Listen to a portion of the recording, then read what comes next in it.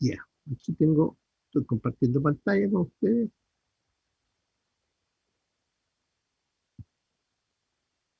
Ya, no sé si observan bien la pantalla.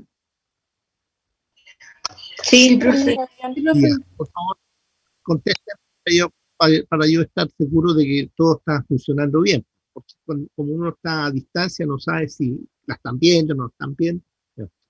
Bien, jóvenes, hoy día vamos a ver entonces algo que para nosotros como anatomistas y como futuros, ¿no es cierto?, odontólogos, ustedes deben manejar muy bien, que es la terminología anatómica. Es decir, nosotros en este ramo que se llama anatomía, tenemos que usar un lenguaje especial. Y ese lenguaje especial es el que tenemos que aprender en este semestre que vamos a entrar a tener.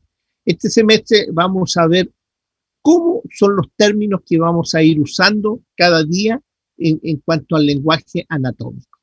En primer lugar, uno tiene que pensar de que la función del lenguaje es la comunicación, es decir, la transmisión del conocimiento. Por lo tanto, el lenguaje debe ser entendido por todos, no por algunos solamente, por todos.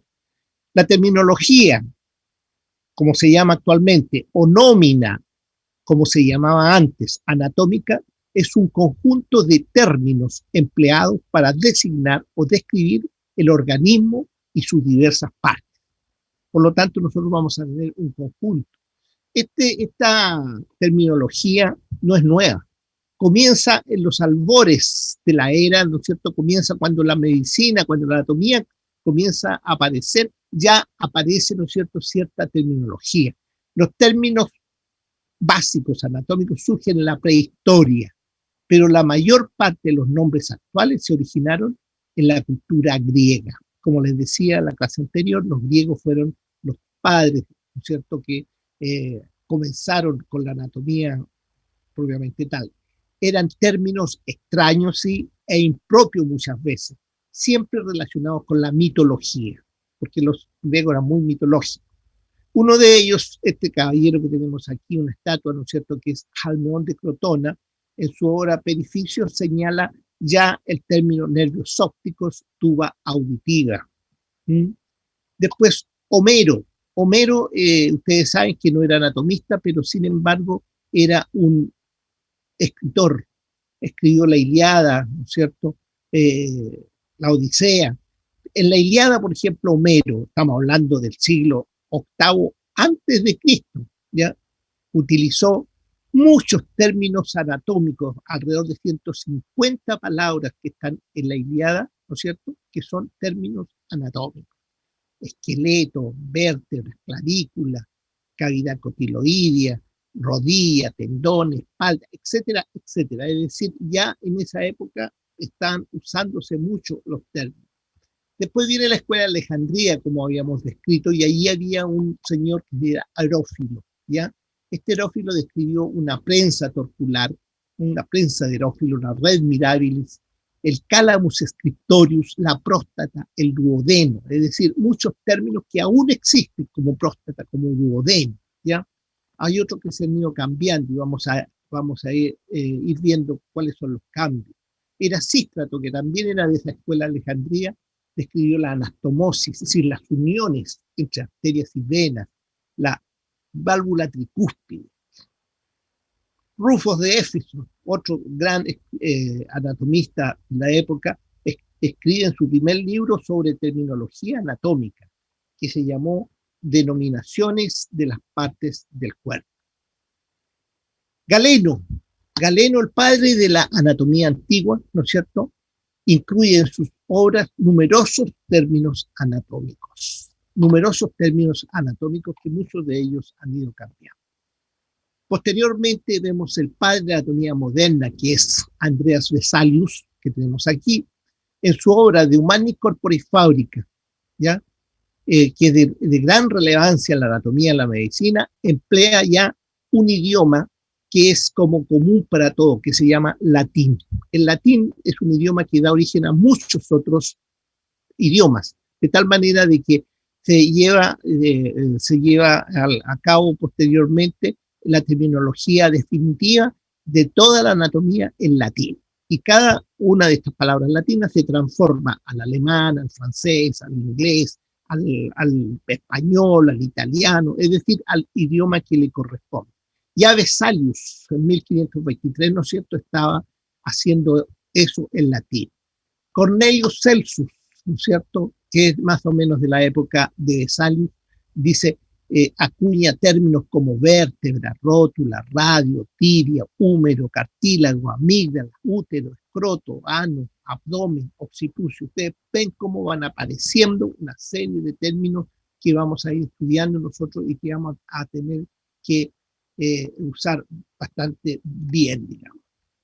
Un detalle importante, hasta el año 1895, fíjense, 1895, no había acuerdo sobre términos usados en morfología.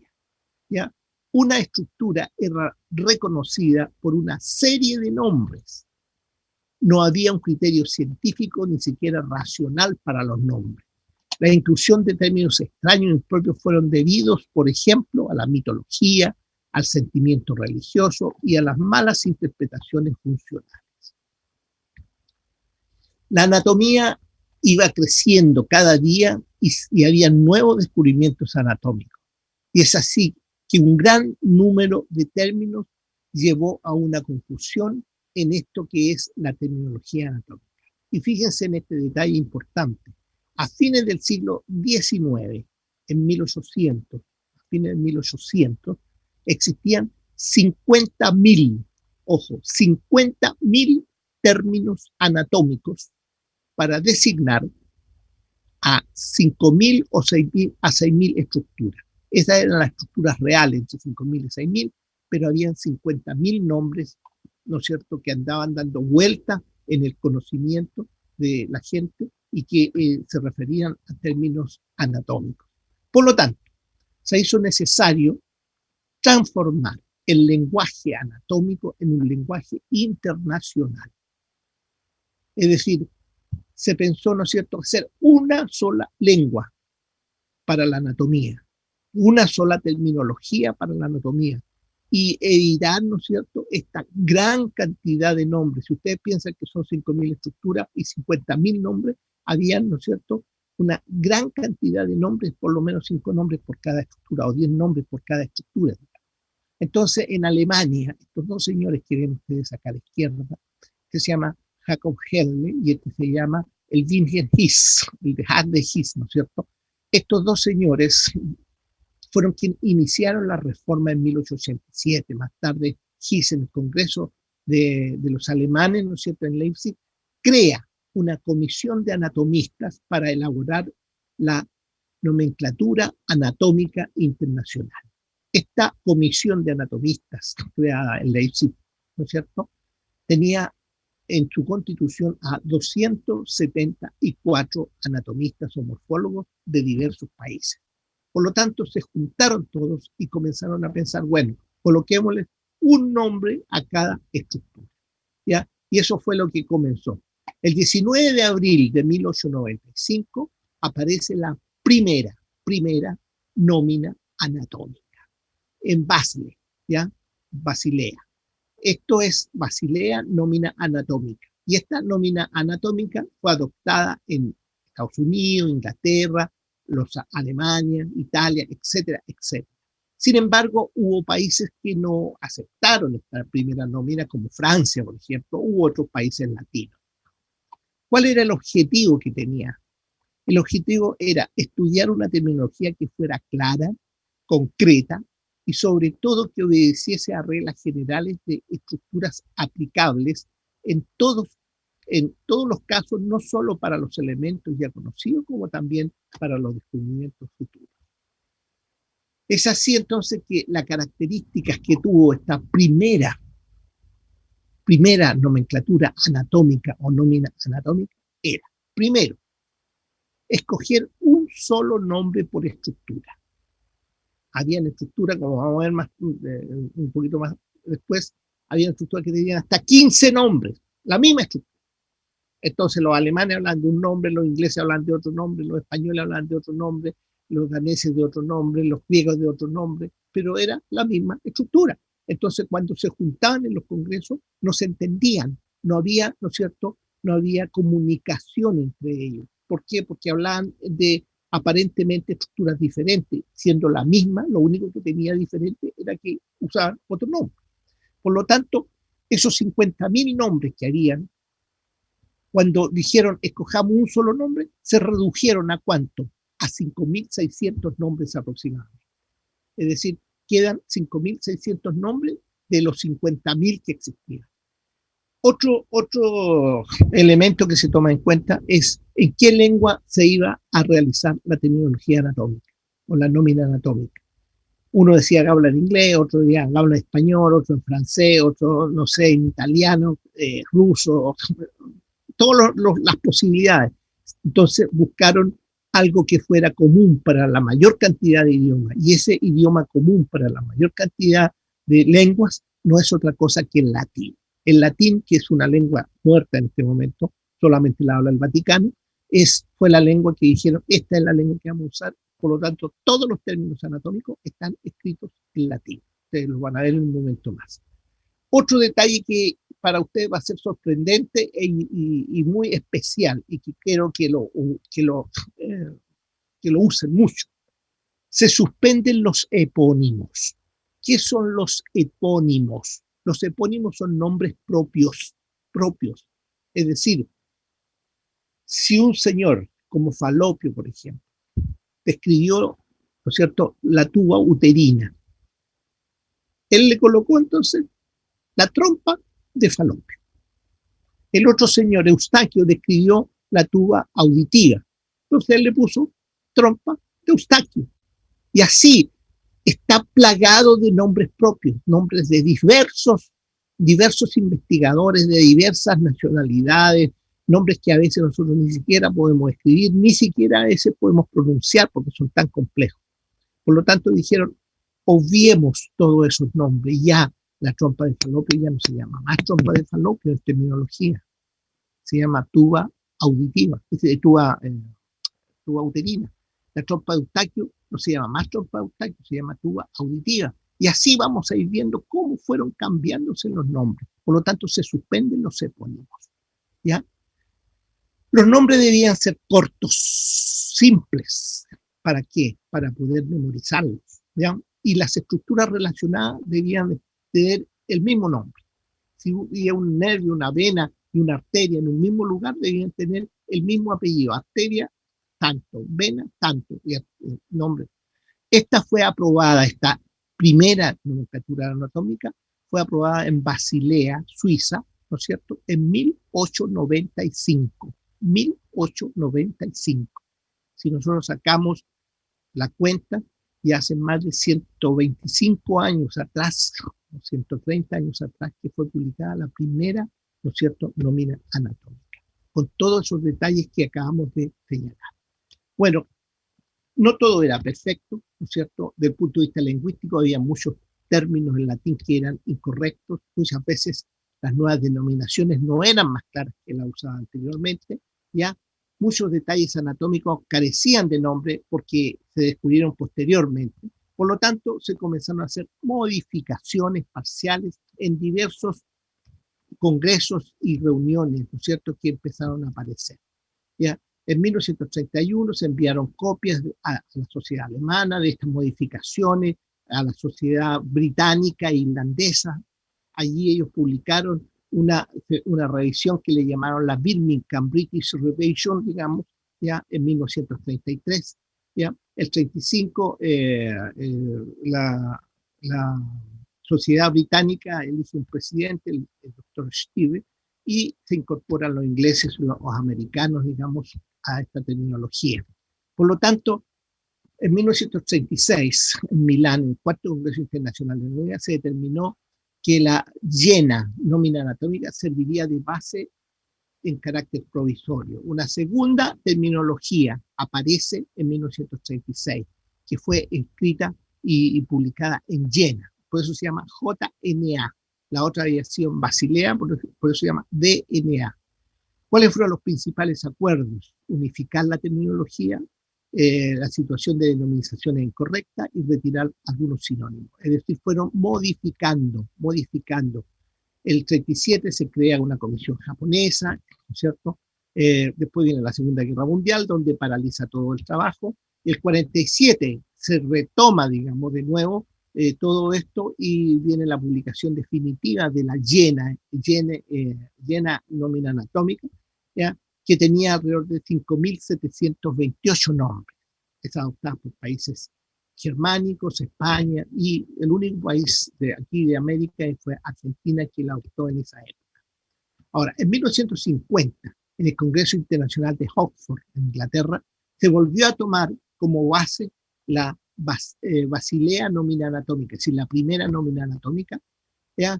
Y se creó allí entonces la Comisión Internacional de Nomenclatura Anatómica. En ese congreso se creó la Comisión Internacional, que se llamó el IANC. Este IANC, ¿no es cierto?, se reunió el 52, en Londres se reunió el 54, ¿no es cierto?, de nuevo en Londres, y tomó acuerdo el 54, ¿ya?, donde dijo, cada estructura debe ser designada por un solo y único nombre, salvo pequeñas excepciones. Cada nombre de la lista debe ser en latín, pero cada país tendrá la libertad de traducirlo a su idioma propio, su vernáculo propio. Cada nombre debe ser, dentro de lo posible, corto y simple, ¿ya? Los nombres deben ser primeramente señales para la memoria, pero de preferencia deben también tener valor informativo o descriptivo.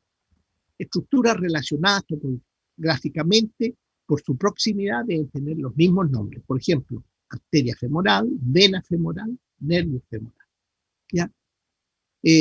Además, los adjetivos calificativos deben ser de modo general opuestos. Por ejemplo, si uno habla de mayor, debe existir un menor.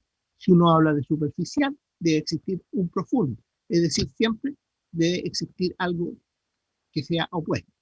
Los epónimos, y aquí de nuevo aparece, no deben ser usados en la nomenclatura oficial de la anatomía macroscópica.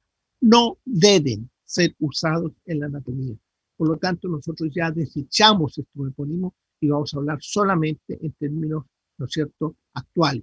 En publicaciones científicas, en revistas de anatomía, en revistas médicas, resúmenes, extractos, los nombres oficiales deben estar en latín, ¿ya? Especialmente en los títulos. Si uno habla de un título, el nombre anatómico debe tener entre paréntesis el nombre en latín.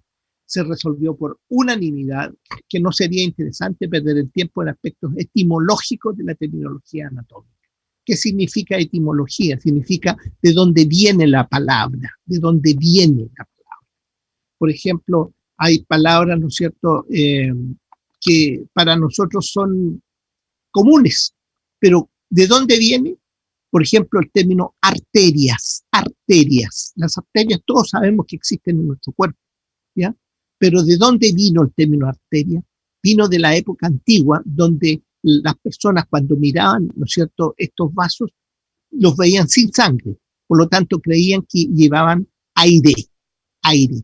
Por eso le pusieron arterias.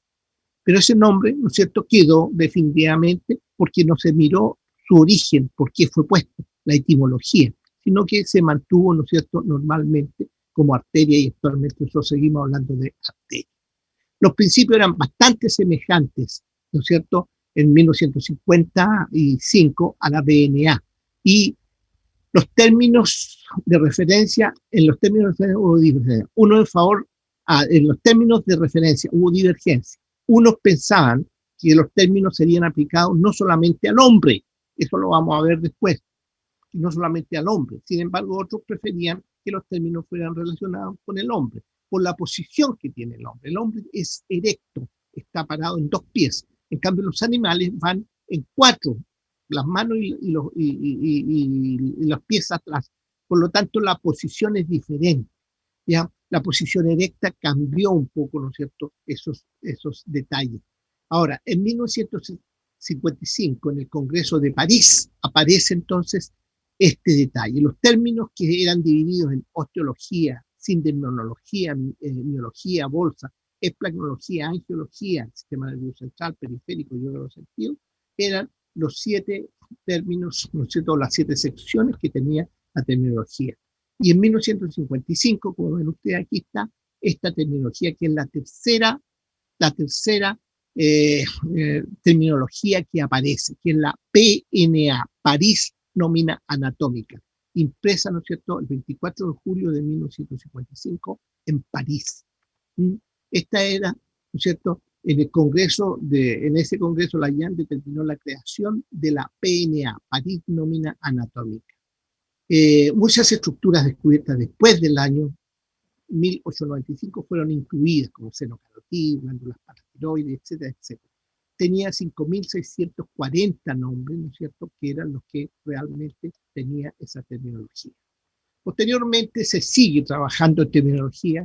Ya en el año 60, en el Congreso Internacional de Nueva York, se crean subcomisiones para hacer una terminología histológica y una embriológica. ¿Ya?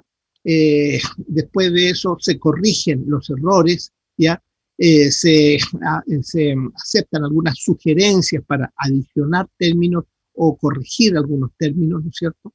¿Ya? El 65 en Wiesbaden, en el Congreso Internacional, se incluyen los términos dentarios, importante, los dientes, que son una de las cosas importantes para ustedes como futuros odontólogos, se incluyen recién en 1965.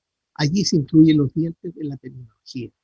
Todos los diptongos son eliminados, ¿ya? Y los guiones entre vocales también son eliminados y entre palabras también son eliminados. Se resolvió por unanimidad que no sería interesante, ¿no es cierto?, los aspectos etimológicos, como ya lo hemos visto. Y aquí estaría entonces la sexta edición de la nómina anatómica, como pueden ver ustedes, la nómina histológica, que es la tercera edición, y la nómina embriológica. Por lo tanto, cuando hablemos de anatomía, de histología y de embriología, existe una terminología, ¿no es cierto?, que fue creada para ello. Ahora, en el 13º Congreso Federativo Internacional, ya realizado en Río de Janeiro, el año 1989, se crea, no sé, en la asamblea de ese Congreso Federativo, se elige un nuevo comité para poder revisar la terminología anatómica. Ese comité se llamó Comité Federativo de Terminología Anatómica, el FCAT, ¿ya? Ese FCAT, el Comité Federativo de la Terminología Anatómica, es la única entidad internacional que representa los aspectos de la anatomía y las asociaciones de anatomistas del mundo. ¿Cuáles eran los objetivos de ese comité? Era presentar una terminología oficial para las ciencias anatómicas y consultar a todos los miembros de la Federación Internacional de Asociaciones de Anatomistas. Si ustedes ven aquí, la FAK consultó a las 56 asociaciones de anatomistas que habían en ese momento, miembros de la Federación Internacional de Anatomía, la FIA o IFA. Y ellos, después de hacer estas consultas, crearon entonces la terminología anatómica. Y fue la de presentar, como dije, una terminología oficial de ciencias anatómicas, ya después de consultar a todos los miembros. Y esta es la terminología que aparece posteriormente. Ustedes ven que cambia el nombre también. Antes se llamaba nómina, ahora se llama terminología anatómica. La terminología anatómica es el fundamento de la terminología médica y es importante que médicos, científicos de todo el mundo usen el mismo nombre para cada estructura. Se hicieron tentativas para establecer una relación de trabajo de la comisión con el IAN, pero no se pudo porque no hubo problemas, digamos, ¿ya? Y la federación procuró evitar modificaciones innecesarias y adoptó muchas alternativas que comúnmente se usaban. La terminología anatómica tiene tres columnas. La primera columna, en esta terminología que yo presenté aquí, está en latín. Todo esto está en latín. Ese es el idioma vernáculo, es decir, el idioma base para escribir. Después tenemos el inglés aquí y acá tenemos los términos en español. Por ejemplo, latín, inglés y español. En este caso español porque nosotros hablamos español. En otros casos, ¿no es cierto?, está solo el inglés, en otros casos aquí está el francés. Es decir, en 1996 una propuesta con la lista final de terminología para anatomía macroscópica fue enviada a todas las asociaciones de anatomistas del mundo para comentarlo, ¿ya? Esta federación ha continuado su trabajo en histología, en citología, en embriología, en terminología dentaria, en antropología. El año 2004 fueron publicadas las terminologías histológica, citológica y embriológica. Es decir, hay un montón de terminaciones. Uno de los órganos que ha tenido mayor cambio de terminología es este que tenemos aquí, que es el corazón. En el corazón nosotros tenemos claramente aquí un detalle importante. Aurícula o atrio. Todo el mundo dice que esto sería un aurícula. No, esto actualmente es un atrio. Atrio. Ya no es aurícula, es atrio. ¿Ya? Entonces, nosotros tenemos ahí claramente válvula o valva. Esta estructura que está aquí se llama válvula o valva. No, válvula es pequeña, valva. El término de esto es una valva, no es una válvula. ¿Ya? Agujero de Botal. Este que está aquí se llama agujero de Botal. Ahora no se llama agujero, se llama foramen. Todos los agujeros en anatomía ya no reciben el nombre de agujero, se llama foramen. ¿Ya? Anillo de Diazón. Este que está aquí se llama anillo de Diazón. ¿Mm? Ahora se llama limbo de la fosa oval, porque está en la fosa oval. ¿Ya? Válvula de Eustaquio, la que vemos aquí. Esta válvula de Eustaquio ahora se llama válvula para la vena cava inferior. Aquí, ahí vemos, ahí claramente. Válvula de Tevesio, aquí está la válvula de Tevesio, se llama válvula para el seno coronario. ¿Ya? Foráminas de Lanelongue, se llaman forámenes mínimos de las venas. ¿Ya? Tubérculo de Luer, ¿ya? Un tubérculo que hay aquí en esta zona, se llama tubérculo intervenoso. Surco terminal de His, que está por fuera aquí, ¿ya? Ahora se llama surco terminal. Como ven ustedes, los nombres fueron cambiando. Fíjense en estos nombres que están aquí. Miren, válvula de Veró, Bianchi, Brosvalech, Fels, Haster, Clauser, Rosena Miller, Taifeller. Fíjense, aquí hay 7 nombres, 3, 4, 5, 6, 8 nombres complejos, muy difíciles incluso de pronunciar, y están en relación a una sola estructura, que se llama válvula lacrimal. La válvula lacrimal tenía todos estos nombres, que eran con los señores que fueron describiéndola y que le fueron poniendo sus apellidos. Por lo tanto, ustedes ven, aquí tenemos la trompa de Falopio, que ya sabemos que no sé, el agujero de Vesalio, que tampoco, puente de Barolio, todo apellido, prensa de Herófilo, ¿ya? Folículo de Graff, ligamento de Cooper, triángulo de Petit, ganglio de Cloquet. Como ven ustedes, todos son nombres propios. Todos estos nombres propios, denominados epónimos, ya no los usamos, no se usa. ¿Ya? Por eso las presentaciones que ustedes tienen que hacer, tienen que darse cuenta que estos nombres propios tenemos que eliminarlos. Por ejemplo, aquí hay 5 nombres para un mismo elemento. ¿Ya? Ligamento de Falopio, ligamento de Pupar, arco plural, ligamento femoral, ligamento inguinal. Estos 5 nombres son una sola estructura, que actualmente se llama ligamento inguinal. Ese es el único que se usa actualmente. Todos los otros ya son historias. ¿Ya? 15 nombres para un mismo elemento. Miren esto. Esta arteria tiene 15 nombres. ¿Ya? Actualmente se usa arteria estriada medial distal. Y en la clínica la usan como arteria de Hübner. Pero todos los restos de los nombres ya no se usan. Pero si ustedes revisan la anatomía en textos antiguos, pueden encontrar cualquier nombre y se está refiriendo a esta misma arteria. Por lo tanto, la confusión en esa época era tremenda.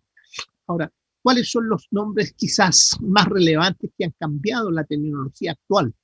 Por ejemplo, ya no se usa más la palabra circunvolución, se usa giro. No se usa más la fisura de Rolando en el cerebro, se usa el surco central. No se usa más la fisura de Silvio, el surco lateral. El trígono cerebral, fornix, el septum lúcido, septopelúcido, el bulbo raquídeo. Esta palabra raquídeo ya no existe, es bulbo solamente. Ganglios basales se llaman núcleos basales. La trompa falopia, dijimos, tubo uterina, la trompa eustaquio, tubo auditiva. La aurícula, ya no se usa más el término aurícula, se usa atrio. La protuberancia anular se usa puente. Ahora, esos términos son importantes. Por ejemplo, ya no usamos más el término borde, porque el borde es cortante. En nuestra estructura muscular no existe nada constante, por lo tanto nosotros hablamos de margen. No hablamos más de agujero. Agujero es, ¿no es cierto?, donde los ratones entran en la pared. Ya, nosotros no podemos seguir hablando de agujero, hablamos de foramen. Peroné, un hueso que sigue hablándose de peroné, todo el mundo. No, nosotros vamos a hablar de fíbula. Cúbito, otro hueso de aquí del antebrazo. No hablamos más de cúbito, hablamos de ulna. Rótula, la rótula, ¿quién no conoce la rótula? Es patela en terminología actual. El maxilar superior, siempre decía uno maxilar superior arriba, el maxilar inferior abajo. No, ahora se habla de la maxila arriba y de la mandíbula abajo. Un hueso del pie que se llama astrágalo, ahora se llama talus. Como pueden ver ustedes, la terminología fue cambiando, ¿no es cierto?, un montón de cosas, un montón de términos que realmente nosotros debemos saber usarlos en este momento y que corresponden, ¿no es cierto?, a términos que en realidad no deben ser usados. Por eso es importante que ustedes conozcan muy bien estos términos y los puedan empezar a utilizar. Por eso, cada uno de los que presente el tema tiene que previamente enviarme a mí el tema. ¿Para qué? Para yo revisarle la terminología anatómica. Y todos los términos anatómicos que hay que cambiar, yo los cambio y los pongo en rojo o con otro color de letra para que ustedes hagan el cambio definitivo en la presentación. Esa es la característica. Bien, esta es el primer tema que quería presentarles hoy día. No sé si hay alguna consulta respecto al tema. Profesor. Sí, Josefa Agüero. ¿Dónde está Josefa? Ahí que no te veo, sí. Josefa. Espérame, al tiro. Sería bueno que cada vez que conversen conmigo se presenten. Eso, hola Josefa, ¿cómo estás? Hola profesor, Cuéntame. Buenos días. Quería hacerle una consulta. La clase pasada usted nos mostró algunos libros por los cuales íbamos a utilizar para esta asignatura. Sí, sí. En cuanto a las ediciones que usa usted, no sé si las nombró o podría repetírmelas para ver. Mira, los libros son dos en realidad, los fundamentales, ¿no es cierto? Uno que es el Atlas Netter, que es un atlas. Las ediciones no importa porque hay varias ediciones, pero ojalá sea la última edición. Pero si es la anterior, sirve igual, y la anterior, lo único que le van añadiendo otros dibujos y otras cosas y van arreglando los colores, en fin, pero las estructuras son las mismas. Ese sería el atlas. Y el libro, ¿no es cierto?, que se llama el MUAR. El libro es MUAR. También el libro MUAR, casi cada 2 años, cada año, a veces van cambiando la edición, va como en la 40 y tanto, pero no importa cuál sea, ojalá sea también las ediciones más modernas, porque han incorporado terminología anatómica, han incorporado cosas nuevas. Así que es importante de que ustedes puedan encontrar. Ahora, si tienen un librito un poco de edición, yo el que tengo que les mostré ahí, era edición más antigua, no es la última edición, pero lo que sale ahí es lo mismo prácticamente, no hay mucha diferencia, hay muy poca diferencia. Entonces las terminologías no varían mucho. No, la terminología, imagínate que la terminología partió en 1895, hace 120 años atrás. Entonces hay muchos libros de anatomía, incluso modernos, que no usan terminología. Entonces nosotros, ¿qué tratamos de hacer? Tratamos de aprender la terminología en la clase, ¿ya? Ahora, muchos de los libros nuevos ya vienen con bastante terminología, y uno de esos es el MUAR, viene con mucha terminología, ¿ya? Pero de todas maneras tiene detalles que hay que cambiar, ¿ya? No es perfecto, no hay nada perfecto, ¿ya? Así que en ese aspecto no te hagas problema, yo creo que vas a ir aprendiendo y cada vez que puedas preguntarme, por favor, hazlo, tal como lo estás haciendo ahora, pregunta y yo te voy a ir contestando y diciendo todo lo que es necesario. Ya, muchas gracias, profesor. ¿Listo? No sé si hay alguna otra consulta de algún otro compañero, ¿no es cierto? Bueno, si no hay otra consulta, vamos a pasar a la segunda parte de hoy. La segunda parte de hoy. Sí, en el chat Martín. Le preguntaron si es que lo va a enviar el PPT. ¿Ah? ¿Cómo? En el chat tiene una pregunta, profe. Dice que si es que le van a enviar el PPT. A ver, espérate un poquito. No, no voy a enviar el PPT porque estas son generalidades. Esto tiene que ustedes estar, por eso tienen que venir a clase, ¿ya? Ustedes tienen que asistir a la clase y escuchar la clase y tomar, pueden grabarla si quieren, no tienen ningún problema, ¿ya? Pero ustedes tienen que grabar, ¿ya? Cuando comencemos a los PPT va a ser cuando comencemos los grupos. Ahí vamos a poner los PPT de ahí en adelante. ¿Estamos claros? Porque estas son cosas generales, muy generales, ¿ya? Que ustedes tienen que ir viendo. Bien, yo voy a compartir pantalla ahora con mi otro tema. ¿Cómo salgo de aquí? Aquí, aquí. Tengo que salir, me parece, aquí. Aquí voy a compartir pantalla con otro tema. Ya.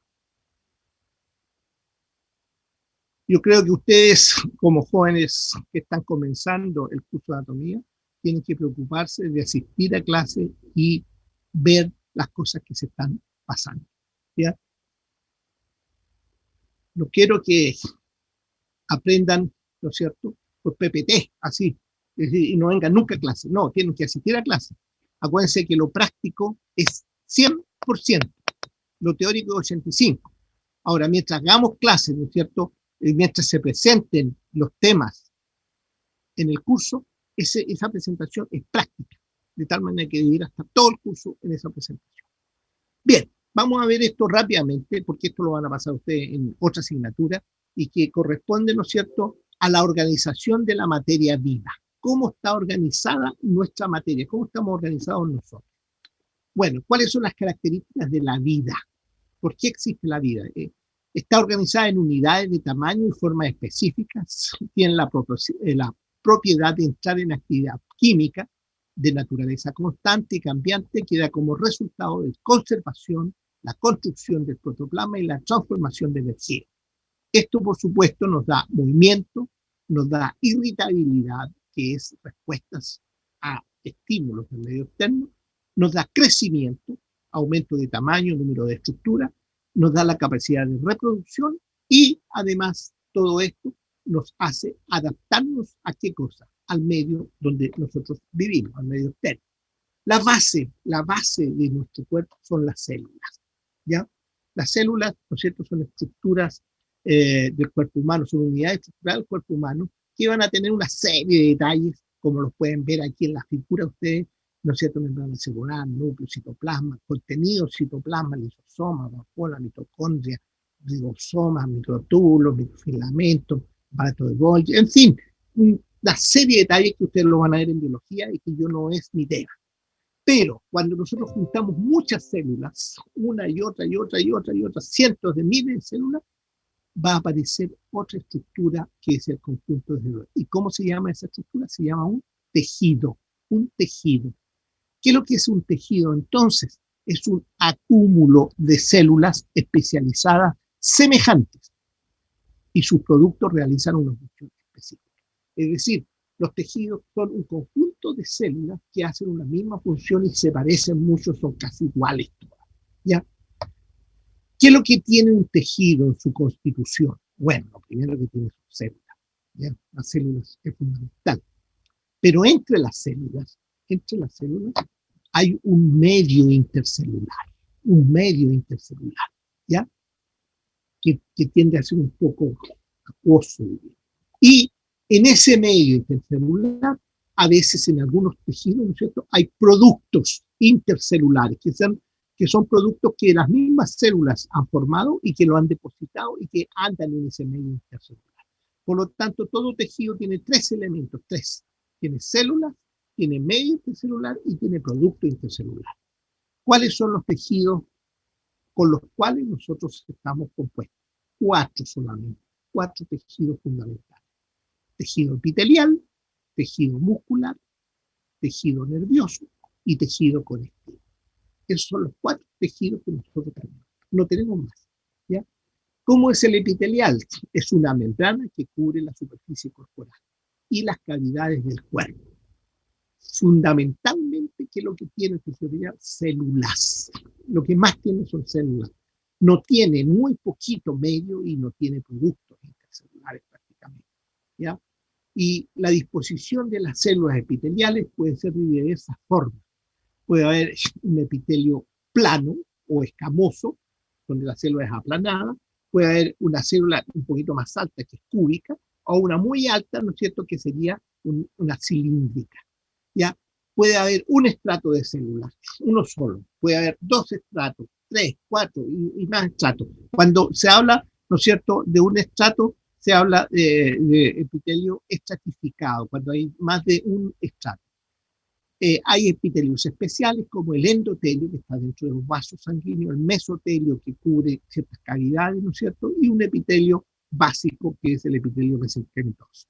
¿Qué forma esencialmente este epitelio? Forma membranas, muy delgaditas, como son las mucosas. Aquí, por ejemplo, en los labios, en la lengua, todo tenemos mucosas serosas, que son membranas que están dentro de nuestro cuerpo, como las pleuras, como el peritoneo, como la vaginal, en fin, ¿ya? Y forma glándulas, que en general son glándulas secretoras. Aquí vemos un epitelio plano, un cúbico y un epitelio cilíndrico. Ustedes ven que la forma de la célula es diferente. El nombre lo dice, esta es plana, esta es cúbica y esta es cilíndrica.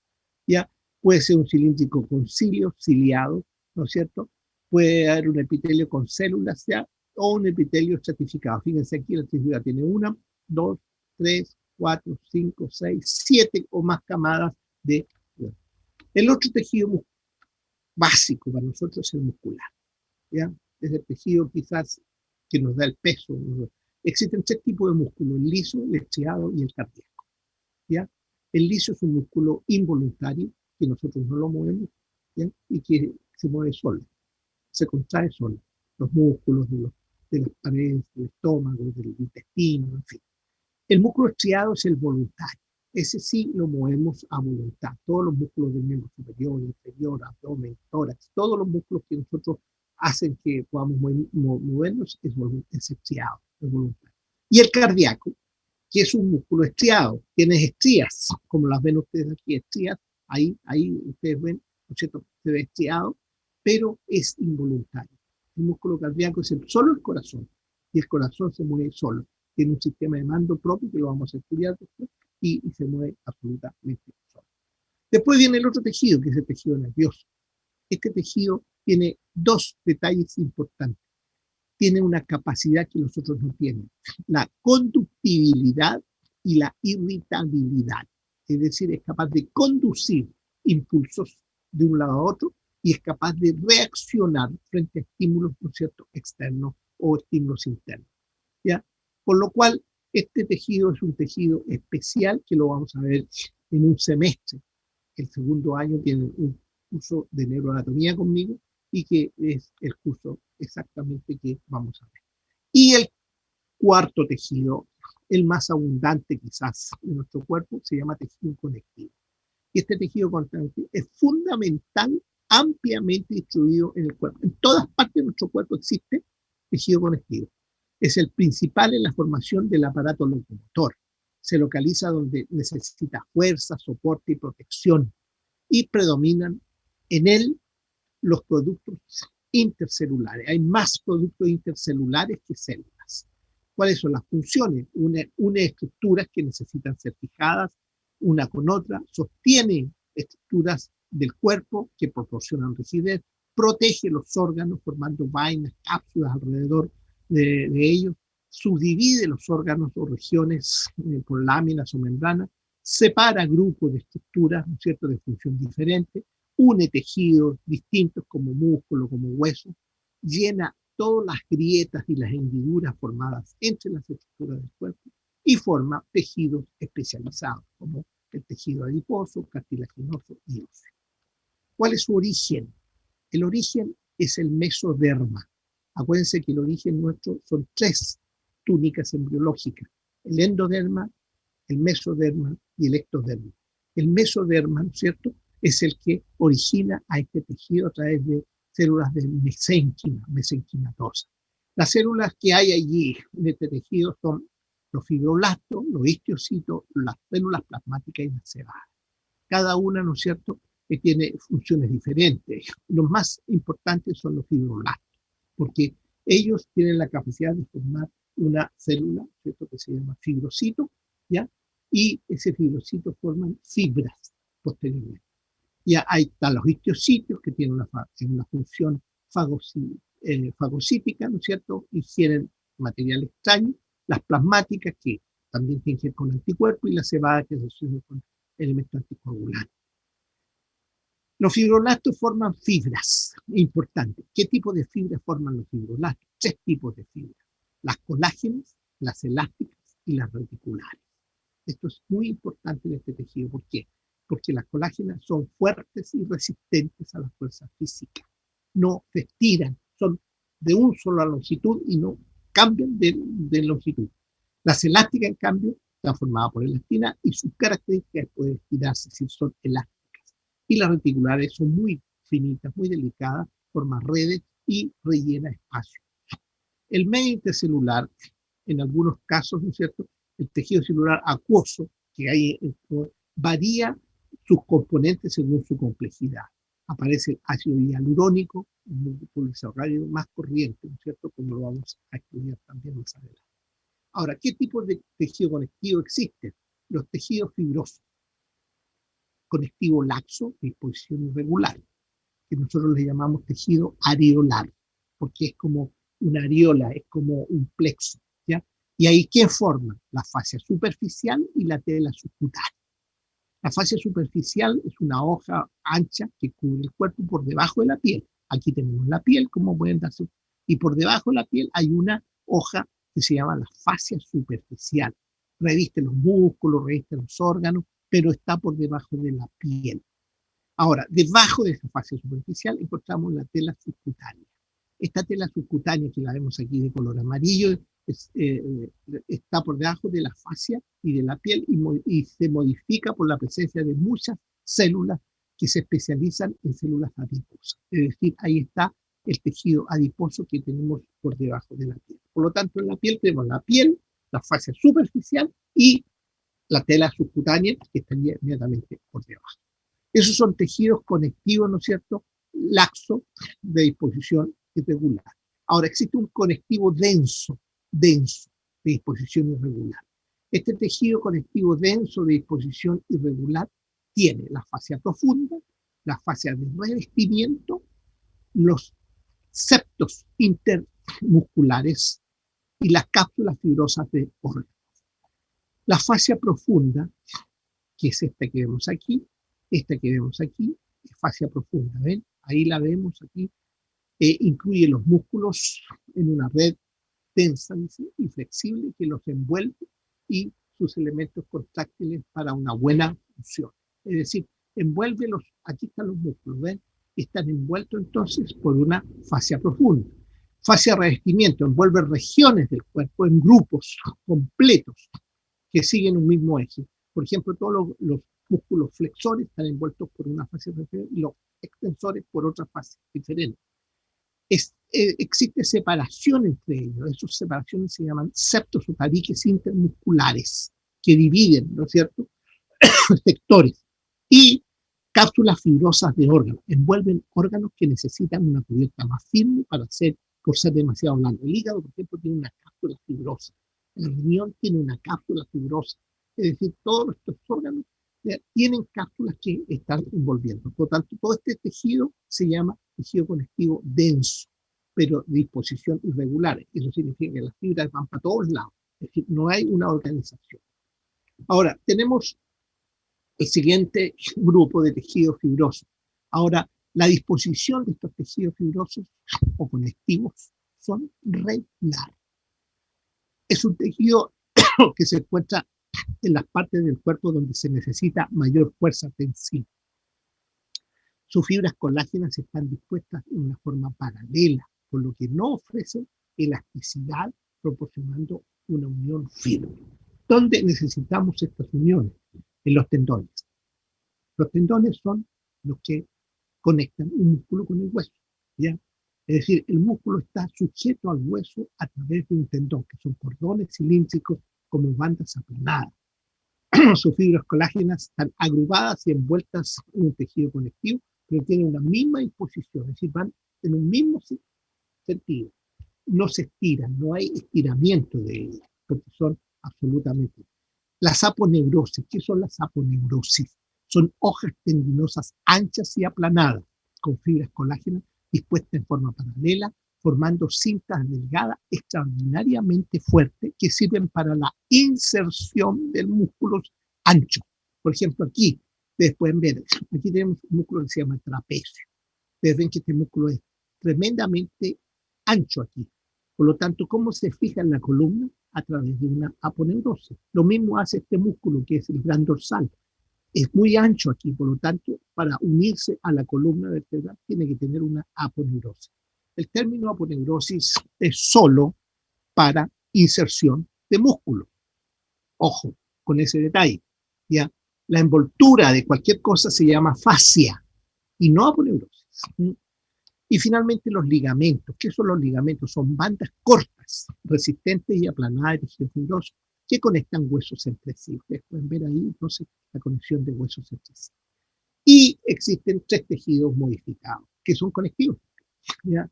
El tejido conectivo modificado es especializado en las que las células, el medio intercelular o producto intercelular están extensamente alterados. Por ejemplo, la grasa. Uno dice la grasa, pero quiero que la grasa, ¿de dónde viene? No, la grasa es un tejido conectivo modificado, donde hay cambios químicos en el citoplasma de la célula mesencametosa y estas células se conocen con el nombre de adipocitos. Depositan gotas de lípidos dentro de su citoplasma y se comprimen una con otra y forman las células. Ustedes pueden ver aquí entonces esta célula, ahí ven un montón de células que corresponden al adipocito y que no es otra cosa que la primera modificación que tiene el tejido conectivo. Una segunda modificación del tejido conectivo son el cartílago. Muchas cosas, la nariz, por ejemplo, aquí tenemos cartílago, en la oreja tenemos cartílago. Son células mesencametosas también que se separan y funcionan brevemente como fibroblastos, como las células forman fibras. En el medio intercelular se forma una mezcla elástica de fibras elásticas y colágenas delicadas, en la cual se agrega una sustancia polisacárida compleja que se llama el ácido condroitín sulfúrico y el ácido condromucoide, que permiten que ese medio intercelular se haga firme, se endurezca levemente, no totalmente, y las células se pasan a llamar condroblastos. Hay cartílago hialino, elástico y fibroso, es decir, hay células de diferentes estilos. Y el hueso, que finalmente es la mayor modificación del tejido conectivo, que se caracteriza por resistencia y rigidez, pero también tiene cierta elasticidad. Su rigidez se debe a la adición de sales de calcio en el medio intercelular y sus células se denominan osteoblastos. Se deposita el depósito de carbonato y fosfato de calcio permiten que la matriz adquiera rigidez y los osteoblastos se conviertan en osteocitos. Por lo tanto, la mayor modificación que tiene el tejido conectivo es el hueso. El hueso, ¿no es cierto?, es una estructura que aparentemente es rígida, sin embargo, tiene también cierta elasticidad, pero es tejido conectivo modificado. La sangre también es tejido conectivo modificado. Lo único que el medio intercelular allí en la sangre es muy abundante en cuanto a líquido, tiene mucha agua, ¿no es cierto? Y las células andan nadando dentro del agua. Por lo tanto, la sangre es también un tejido conectivo modificado, pero donde el medio intercelular tiene mucha cantidad de líquido.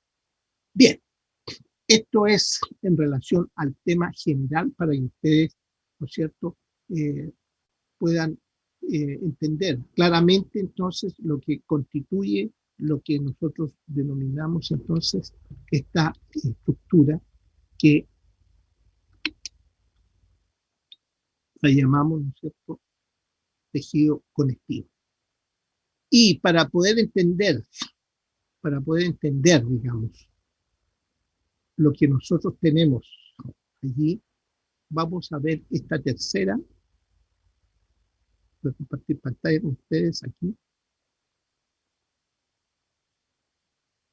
¿Qué es esto que vemos aquí? Estoy tratando de ver.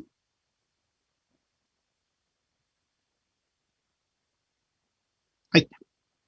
Bien, aquí ya estamos entrando, de hecho, en lo que es la terminología. Cuando hablamos de anatomía, es la ciencia que estudia la estructura de los seres vivos. De hecho, del griego se llama anatemnein. Ana significa repetición y temnei cortar. En latín se llama disecare. Dis, separar, y secare, cortar. Por lo tanto, en griego, que es el origen ya del término anatomía propiamente. ¿Cómo se llama la anatomía nosotros? Bueno, muchas formas de anatomía. Puede ser descriptiva, sistemática, topográfica, clínica, quirúrgica, de imagen, del desarrollo, microscópica, y la neuroanatomía, que es otro tema. ¿Ya? Ustedes tienen en este momento anatomía descriptiva. Este es el tramo que estamos haciendo ahora. El próximo semestre van a tener una anatomía topográfica, solamente de cabeza y cuello. Y después, posteriormente, en segundo año, van a tener una neuroanatomía. ¿Ya? En otros cursos hay otros tipos como sistémica, quirúrgica, de imagen, depende de lo que uno quiera enseñar. Ahora, en la anatomía topográfica, por ejemplo, tenemos las relaciones generales de los órganos entre sí y los órganos con el cuerpo, y ahí hablamos de holotopía, sintopía, esqueletotopía, idiotopía, histotopía. La holotopía es la relación de un órgano, ¿no es cierto?, de cada órgano en el cuerpo. La sintotopía es la relación de cada órgano con los órganos vecinos. La esqueletotopía es la relación de los órganos con el esqueleto. ¿Ya? La idiotopía es la relación recíproca entre las partes de uno, y la histotopía es la relación recíproca entre tejidos de un mismo órgano. Ahora, ¿cómo estudiamos esto? De diversas formas. Inspeccionamos visualmente, que es lo que hacemos habitualmente en la sala de disección, palpamos a través de exploración manual, disecamos, tocamos, miramos, movemos las estructuras. En algunos casos hay percusión, se escuchan los sonidos, ocultación cuando estamos con individuos, ¿no es cierto?, que tienen sonidos como individuos vivos. Medimos, podemos medir, comparar la longitud de un miembro superior con el otro, ¿ya? Podemos tener también radiografías, ¿no es cierto?, imagenología con equipos de desarrollo, y lo que más hacemos habitualmente es la disección. Esos procesos son detallados, cortes que vamos haciendo en cada uno de los cadáveres, y vamos estudiando y sacando las muestras y partiendo y abriendo y mirando cómo están constituidos. Eso es lo que nosotros hacemos. Por lo tanto, ¿qué vamos a hacer habitualmente en una clase real práctica? Inspección, palpación y disección. Esas son las tres cosas que nosotros podemos hacer. Ahora, cuando vemos el cuerpo humano, divide por regiones. Ustedes pueden ver región de la cabeza, región de la cara, región del cuello. Estas tres son las regiones fundamentales para odontología. La odontología debe saber primariamente sobre todas las demás carreras, la cabeza, la cara y el cuello. Es decir, allí es donde ustedes van a trabajar el resto de sus vidas. Ahora, el tórax, el abdomen, el dorso, la región perineal, el miembro superior e inferior, también se enseña, pero asociados a otros grupos de estudiantes que, como son, por ejemplo, los kinesiólogos, que estudian esencialmente las regiones del miembro superior e inferior, regiones del dorso, abdomen, los médicos estudian todo, en fin. Ahora, dentro de una región, por ejemplo, el miembro superior, hay subregiones, región deltoidea, braquial, cubital, antebraquial, de la mano, es decir, y cada una de esas regiones tiene una subregión todavía más pequeña, anterior, posterior, y así sucesivamente. Es decir, se va dividiendo el cuerpo en estructuras más pequeñas, más pequeñas, más pequeñas, hasta llegar, ¿no es cierto?, a lo que pueda observarse en forma más pequeña. Hay tipos humanos constitucionales, muchos tipos que fueron desde 1754 ya clasificados, ya abdominal, muscular torácico, en 1800, rectilíneo, medio líneo, longilíneo, viola, megalosplánico, normosplánico, Kretschmer en 1921 habló de pícnico, atlético y leptosómico, que es lo que más se está usando en este momento, y Shelton en el 40 habló de endomorfo, mesomorfo y ectomorfo en relación a esas tres capas, ¿no es cierto?, de ectodermo, mesodermo y ectodermo. Aquí tenemos el ejemplo claro, ¿no es cierto? Aquí vemos a Don Quijote y a Sancho, que son dos personas diferentes. Por ejemplo, si vemos a Don Quijote y lo llevamos aquí, vamos a ver un individuo leptosómico o ectomorfo. ¿Ya? En cambio, si vemos a Sancho, vamos a ver un pícnico, gordito, chiquitito o endomorfo. ¿No es cierto? Esa es la característica. Este es endomorfo, ¿no es cierto? Pícnico, este es un individuo, ¿no es cierto?, leptosómico, ¿no es cierto?, o ectomorfo, alargado, delgado, flaco, alto, etc. Bien, Para nosotros es importante estudiar los planos de la división del cuerpo. El cuerpo lo dividimos por planos. Un plano mediano, ya, que corta el cuerpo en dos lados. Un plano coronal, que corta el cuerpo en una parte anterior y una parte posterior. Y un plano horizontal, que es el que vemos aquí. Estos tres son los planos corporales. Ahora, estos planos corporales del cuerpo nos divide al cuerpo entonces en antímeros. ¿Qué son los antímeros? Son unidades equivalentes en el plano de la estructura separada por el plano sagital mediano. Por lo tanto, son homólogos, siendo una homología llamada homotipia. Es decir, cuando yo corto por la mitad de nuestro cuerpo, me quedan dos lados, derecho e izquierdo. Eso se llaman antímeros. Ahora, cuando yo corto este cuerpo en forma transversal, sí, en este sentido, ¿ya? Y separo, ¿no es cierto?, al cuerpo en un plano frontal o coronal, ya que me determina una porción anterior o ventral y una porción posterior dorsal, eso se llaman paquímeros. Paquímeros. Hay un paquímero que va hacia atrás, que es el dorsal, y un paquímero que va hacia adelante, que es el ventral. Y finalmente, cuando yo lo corto en forma horizontal, me divide en metámeros, ¿ya? Un metámero es el que va arriba y otro metámero el que va abajo. De tal manera que son unidades homólogas, pero de corte transversal, que separan el cuerpo cefalocaudal. Por lo tanto, aquí nosotros tenemos, en esta división, tenemos, ¿no es cierto?, antímeros. En esta división vamos a tener paquímeros. Y en esta división de aquí vamos a tener metámeros. Y entonces aquí hay metámeros, aquí hay antímeros, paquímeros y aquí hay antímeros. ¿Ya? Entonces, ojo con esa división que es importante. Estratigráficamente, el cuerpo está construido por una sobreposición de estructuras, de tejidos diferentes. Por ejemplo, si nosotros hacemos un corte y empezamos a meternos hacia adentro, ¿qué vamos a encontrar primero? La piel, lógico, la piel. Después de la piel, ¿qué hay? La fascia superficial, ¿se acuerdan? La fascia superficial.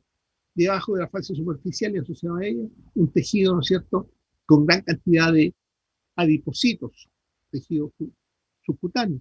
Después una fascia profunda, que está más hacia abajo todavía. Después vienen los músculos y finalmente vienen los huesos. ¿Ya? Esto tiene interés ¿para quién? Para la cirugía.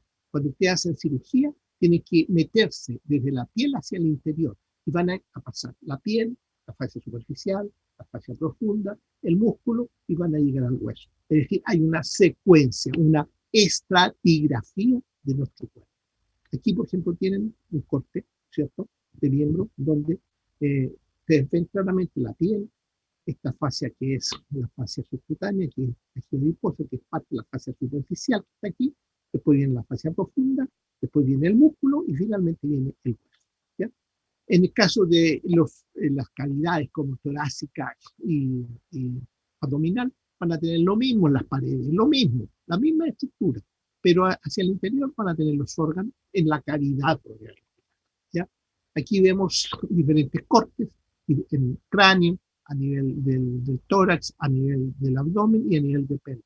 Ustedes van a ver que la estratigrafía es lo mismo, lo único que en algunos casos hay más estructuras, ¿no es cierto?, que se van a ir poniendo en nuestro camino, porque estamos dentro de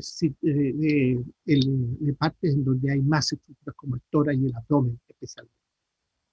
Bien, cuando hablamos de normal y variación anatómica, ¿qué es lo que es lo normal? Es lo habitual, es lo común. Es decir, todos somos más o menos iguales, tenemos cabeza, tenemos miembro superior, cuello, miembro inferior, tórax. Este es lo común, lo habitual. Ahora, ¿qué es lo que es una variación? Son diferencias morfológicas que no nos dan problemas funcionales.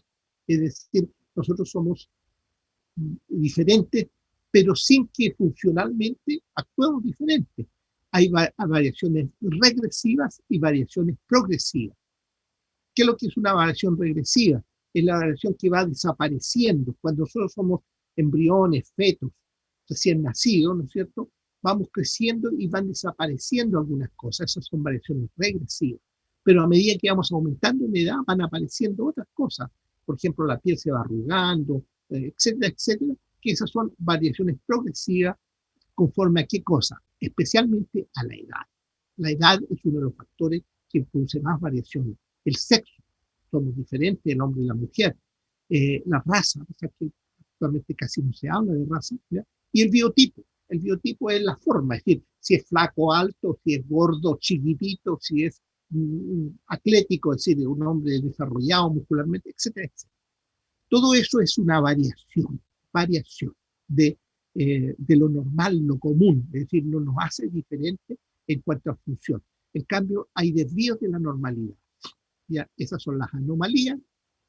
Un individuo, por ejemplo, que no tiene una función, por ejemplo, nace sin un brazo, sin una mano, ¿ya? O con una pierna, un miembro inferior más corto, por ejemplo. ¿Ya? Por supuesto, cuando camina, cojea, ¿no es cierto? Es decir, hay una perturbación de qué cosa, del funcionamiento de esa persona. Y la monstruosidad, que ya es una variación muy acentuada y que habitualmente es incompatible con la vida. Un individuo que nace con una monstruosidad no puede vivir porque no es capaz, ¿no es cierto?, de soportar el estrés o la ira externa. Posición anatómica. ¿Qué es lo que es la posición anatómica? Esto quiero que por favor lo entiendan perfectamente, porque es la base para poder estudiar anatomía. Piensen ustedes en un individuo en posición erecta. ¿Qué significa erecta? Paradito, ¿no es cierto? Con la cara mirando al frente, su vista dirigida al horizonte. Yo miro hacia adelante, directo hacia el horizonte. Sus miembros superiores extendidos al lado del cuerpo, como descansando hacia abajo, pero, es decir, aplicados al tronco. Pero aquí hay un detalle importante. Las palmas de las manos hacia delante. Es decir, las palmas de las manos hacia delante. ¿Ya? Normalmente cuando descansamos las palmas de las manos se van hacia adentro. No, esto va con las palmas de las manos hacia adelante. ¿Ya? Los miembros inferiores unidos con la punta de los pies dirigidos hacia adelante. Esto es posición anatómica. ¿Y por qué es tan importante? Porque nosotros todo el cuerpo humano lo describimos en posición anatómica. Todo lo que es anterior mira hacia adelante, todo lo que es posterior mira hacia atrás, ¿ya? Todo lo que es lateral mira hacia lateral. ¿Pero en qué cosa? En posición anatómica. Todo lo que es superior está hacia arriba, todo lo que es inferior está hacia abajo. Entonces, la posición anatómica, aquí la vemos. Esta es la posición, ¿no es cierto?, anatómica vista anteriormente. Ustedes ven estos miembros superiores, ¿no es cierto?, extendidos, pero las palmas hacia adelante, hacia adelante. Lo mismo por detrás, ¿no es cierto?, se supone que está bien parado aquí, este individuo lo hicieron con el pie levantado, no es así, debe estar con los dos pies en el suelo, normalmente mirándose. Esto es posición anatómica, fundamental. Aquí, este es del MUAR, esta figura es la del MUAR, y aquí está descrito, ¿no es cierto?, la posición anatómica. Ustedes pueden ver una vista anterior, una vista posterior, ¿no es cierto? Y se ve claramente aquí los antímeros, ¿no es cierto?, los paquímeros, los metámeros, en fin, todo lo que corresponde. Y aquí se habla entonces de diversas terminologías: superficial, intermedio, profundo, medial, lateral, posterior, inferior, anterior, distal, proximal, ¿no es cierto? Es decir, superior. Aquí estamos frente a una situación. Todo lo que está cerca de la línea mediana, que es ese plano que nos corta a nosotros en dos, ¿no es cierto?, antímeros, derecho-izquierdo, ese plano se llama plano mediano, ¿ya? Todo lo que está más cerca al plano mediano, ¿no es cierto?, se llama medial, ahí está, cercano al plano mediano, ¿ya? Ahora, todo lo que está más lejos del plano mediano se llama lateral, mediano y lateral. Ahora, en el caso de los miembros, como los miembros son libres, nosotros tenemos que decir que el miembro tiene un punto que se une al tronco, al eje.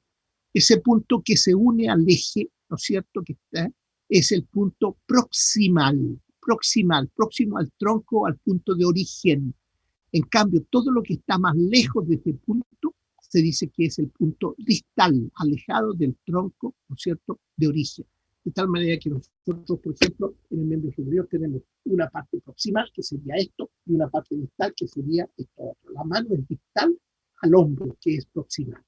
Entonces, todos los elementos que están aquí van a tener un extremo que es más cerca del tronco proximal y un extremo que está más lejos del tronco, que es distal. En el caso del miembro superior e inferior. Y por supuesto, la posición anterior, posterior, superior, inferior es clara y precisa en la posición anatómica. Todos los huesos se estudian en posición anatómica. ¿Ya? Entonces, ese es el detalle. Y aquí están los términos que nosotros... ¿Profe? Con esto terminamos. Sí. Es que estamos a 1 minuto de que empiece la clase de química, entonces... Ya. Esto sería entonces la terminología que nosotros usamos. ¿Ya? Tomen, ¿cómo se llama?, una foto de la terminología y después vamos a explicarla. Yo creo que la próxima clase la explico. Listo. Eso sería entonces por hoy día. Los dejo. Disculpen que me haya estirado, pero tenía que hacer una clase, digamos, bastante larga. Por lo tanto, los dejo libre ahora, pueden retirarse y nos vemos el próximo lunes. El lunes, ¿no es cierto?, que correspondería al 5 de abril. El 5 de abril a las 9:30 horas seguimos con anatomía. ¿Profe? ¿Las clases son a las 9:30 o las 9:40? Es que en el horario dice 9:40 a 10:40. A las 9:30 abro ¿cómo se llama? El Zoom, ¿ya? Y hoy día tu compañero me dijo, yo en realidad comenzaba las clases un poco antes de las 9:30, en realidad, pero en realidad tienen razón, a las 9:40, ¿ya? Pero si pueden llegar unos 5 minutos antes, sería fantástico. Listo. Nos vemos entonces, chiquillos. Gracias, Chao, profe. Gracias. Corre todo la clase de química. Chao, profe. Ya, hacen una mirada a los libros, hacen una mirada, ¿ya? Chao, que estén bien. Bueno, profe, chao, que esté bien. Ya. Chao, profesor, que esté bien.